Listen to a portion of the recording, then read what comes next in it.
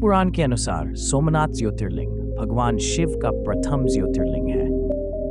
पुराणों में सोमनाथ ज्योतिर्लिंग की स्थापना से संबंधित कथा इस प्रकार है। जब प्रजापति दक्ष ने अपनी सभी 27 पुत्रियों का विवाह चंद्रमा के साथ कर दिया तो वे बहुत प्रसन्न हुए। पत्नी के रूप में दक्ष कन्याओं को प्राप्त कर चंद्रमा बहुत शोभित हुए और दक्ष कन्याएं भी अपने स्वामी के रूप में चंद्रमा को प्राप्त कर सभी कन्याएं भी इस विवाह से प्रसन्न थी।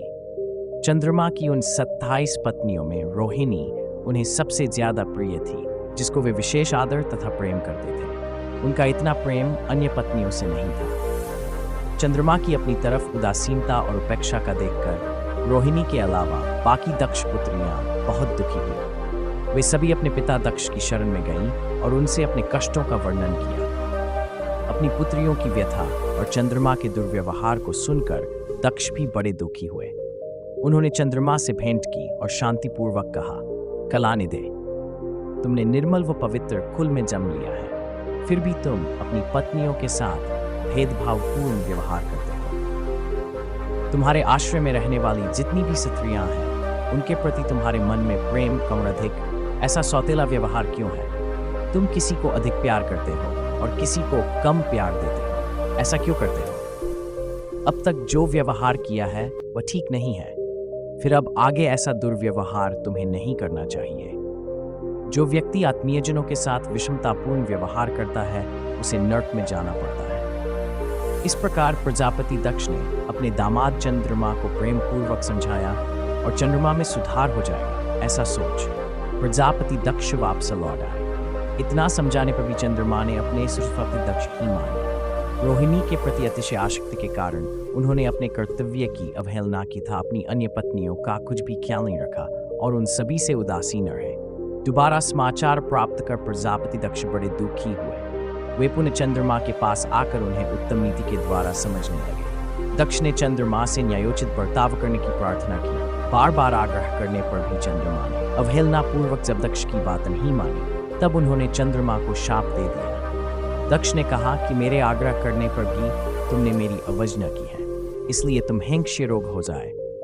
दक्ष द्वारा शाप देने के साथ ही क्षण भर में चंद्रमा क्षय रोग से ग्रसित हो गए। उनके क्षीण होते ही सर्वत्र हाहाकार मच गया। सभी देवगण तथा ईशीगण भी चिंतित हो गए। परेशान चंद्रमा ने अपनी अस्वस्थता था उसके कारणों की सूचना इंद्र आदि देवताओं तथा आशियों को दी। उसके बाद उनकी सहायता के लिए इंद्र आदि देवता तथा वशिष्ठ आदि ऋषिगण ब्रह्मा जी की शरण में गए। ब्रह्मा जी ने उनसे कहा कि जो ना हो गई तो उसे तो भुगतना ही है, क्योंकि दक्ष के निश्चय को पलटा नहीं जा सकता। उसके बाद ब्रह्मा जी ने उन देवताओं को एक उत्तम उपाय बताया।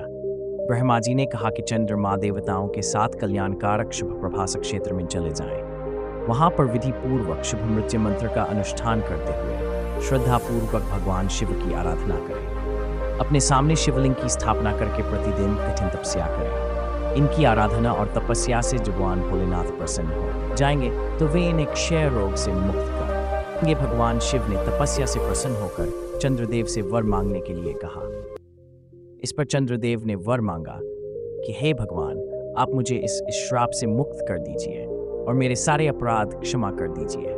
इस श्राप को पूरी से समाप्त करना भगवान शिव के लिए भी संभव नहीं था, अतः मध्य का मार्ग निकाला गया। चंद्रदेव, तुम्हारी कला प्रतिदिन एक पक्ष में क्षीण हुआ करेगी, जबकि दूसरे पक्ष में प्रतिदिन वह निरंतर बढ़ती रहेगी। इस प्रकार तुम स्वस्थ और लोक सम्मान के योग्य हो जाओगे। भगवान शिव का कृपा रूपी प्रसाद प्राप्त कर चंद्रदेव बहुत प्रसन्न हुए।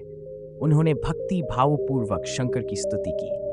ऐसी स्थिति में निराकार शिव उनकी दृढ़ भक्ति को देखकर साकार लिंग रूप में प्रकट हुए और संसार में सोमनाथ ज्योतिर्लिंग के नाम से प्रसिद्ध हुए।